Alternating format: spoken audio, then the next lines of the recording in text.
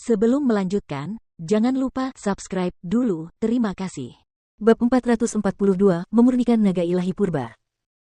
Setelah selesai memandangi bintang-bintang bersama si plus Xiao Fei, Huang Xiaolong pergi mencari Zhao Su dan Zhang Fu untuk urusan yang perlu ditangani sebelum memulai kultivasinya yang tertutup.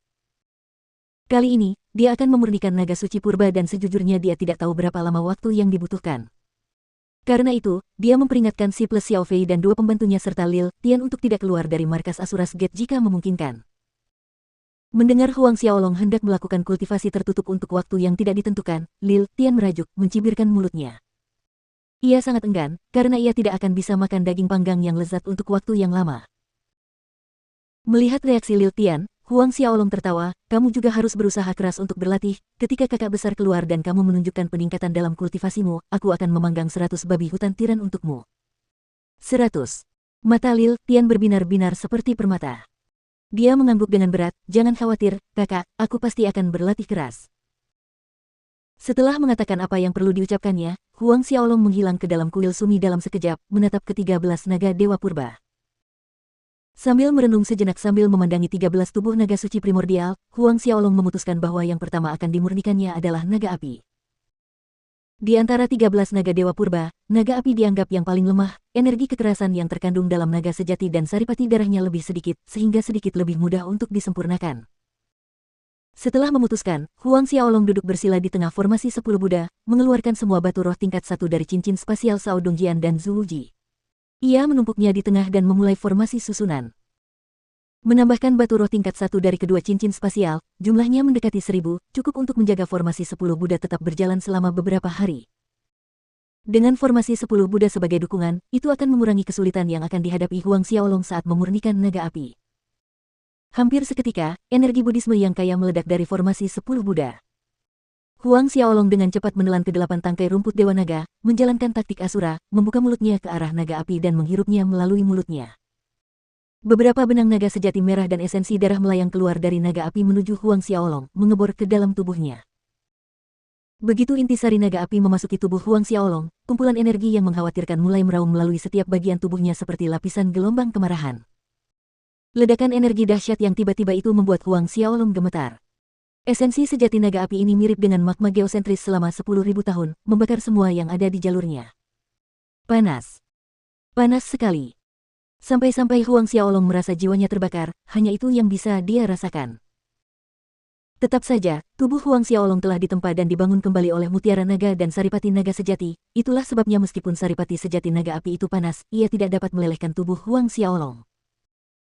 Kalau saja orang itu adalah alam sein tingkat keempat lain dan bukan Huang Xiaolong, sebelum satu tarikan napas pun habis, orang itu pasti sudah berubah menjadi setumpuk abu, bahkan tidak akan ada sehelai rambutnya pun yang tersisa. Meski begitu, dilihat dari kejauhan, Huang Xiaolong tampak seperti seorang pria yang terbenam dalam api yang membara. Permukaan tubuhnya memuntahkan untaian cahaya merah menyala, rambutnya, alisnya, setiap bagian tubuhnya tampak terbakar, berubah menjadi bara api. Asap merah api mengepul dari lubang hidung dan telinganya. Untungnya, 8 batang rumput Dewa Naga yang ditelan Huang Xiaolong sebelumnya melunakkan energi keras yang terkandung dalam saripati sejati naga api itu, kalau tidak, dia akan merasakan sakit yang lebih hebat. Huang Xiaolong terus menahan rasa sakit luar biasa di dalam tubuhnya, memacu dirinya untuk menjalankan taktik Asura siklus demi siklus, memurnikan energi esensi sejati dari naga api. Suatu hari berlalu. 2 hari berlalu. Setengah bulan berlalu. Lapisan bara api yang menyelimuti Huang Xiaolong tidak berkurang, tetapi malah bertambah kuat. Sekarang, permukaan kulit Huang Xiaolong seperti kristal, berkilauan terang. 1 bulan berlalu, namun warna merah bara yang cemerlang itu tumbuh lebih kuat, sedangkan Huang Xiaolong tampak berubah menjadi patung kristal api.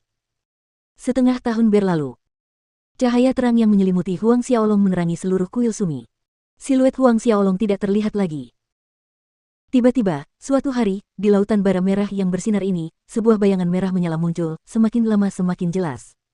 Pada akhirnya, bayangan itu berubah menjadi seekor naga api. Kesadaran Huang Xiaolong perlahan-lahan kabur, tertidur lelap dan bermimpi bahwa dirinya telah berubah menjadi naga api suci primordial yang sesungguhnya, melompat kegirangan di lautan api. Cahaya berbintik-bintik muncul dalam penglihatannya, secara bertahap membesar dan membesar. Ketika titik-titik cahaya kecil itu bergabung, memenuhi seluruh dunianya dengan cahaya terang yang gemilang, Huang Xiaolong terbangun. Saat membuka matanya, penglihatannya dipenuhi oleh warna merah terang yang memikat, membentuk aliran api tepat di depannya. Huang Xiaolong menggerakkan tangannya dan seekor naga api menari mengikuti gerakan tangannya. Energi saripati api yang murni. Huang Xiaolong saat ini mampu mendeteksi energi elemen api paling murni yang tersembunyi di lapisan terdalam ruang di sekitarnya. Ini adalah sesuatu yang belum pernah ia rasakan sebelumnya. Kemudian, ia dengan cepat memindai situasi di dalam laut Qi-nya. Di dalam laut Qi-nya, ki pertempurannya melonjak dengan kuat, menderu dengan momentum. Jika dulu, laut Qi-nya mirip sungai besar, dan sekarang telah berevolusi menjadi laut. Alam Santo Ordo kelima. Huang Xiaolong telah menerobos dari alam Saint Orde keempat pertengahan ke alam Saint Orde kelima, selain itu, kultivasinya juga sudah berada di puncak alam Saint Orde kelima awal. Puncak alam Saint Orde kelima awal. Memasuki tingkat menengah alam Saint, setiap kemajuan kecil melambangkan tingkat kekuatan yang berbeda. Di alam Xiantian, diperlukan pertarungan yang berat bagi seorang pendekar Xiantian tingkat keempat untuk mengalahkan seorang pendekar Xiantian tingkat kelima. Faktanya, hal itu bisa dibilang mustahil kecuali jika lawannya adalah seorang jenius seperti Huang Xiaolong yang memiliki bakat luar biasa dalam jiwa bela diri kembar. Jika menyangkut perbedaan kekuatan di tingkat alam suci, kesenjangan kekuatannya bahkan lebih menonjol. Orang hampir tidak dapat mengukur seberapa besar peningkatan kekuatan Huang Xiaolong dibandingkan sebelum ia berlatih secara tertutup. Xie Hui. Huang Xiaolong yakin bahwa dengan kekuatannya saat ini, dia akan mampu menghadapi Xie Hui, seorang Saint Realm tingkat ke-6 di puncak alam. Saat memeriksa perubahan dalam tubuhnya, Huang Xiaolong menyadari bahwa setelah memurnikan naga api ilahi purba, kekuatan spiritualnya melonjak setidaknya 6 hingga 7 kali lebih kuat dari sebelumnya. Sementara fisiknya, pembuluh darah dan meridiannya jauh lebih kuat, sebanding dengan urat naga ilahi purba. Setelah memahami perubahan dalam tubuhnya, Huang Xiaolong keluar dari kuil Sumi. Berikutnya adalah mengirim si plus Xiao Fei dan pembantunya kembali ke Kekaisaran Buddha yang terberkati. Aku ingin tahu berapa banyak tangkai rumput Dewa Naga yang ada di dalam ruang harta karun Kekaisaran Buddha yang terberkati. Huang Xiaolong merenung dalam hati, jika ada 16 tangkai, dia bisa memurnikan 2 naga suci primordial lainnya.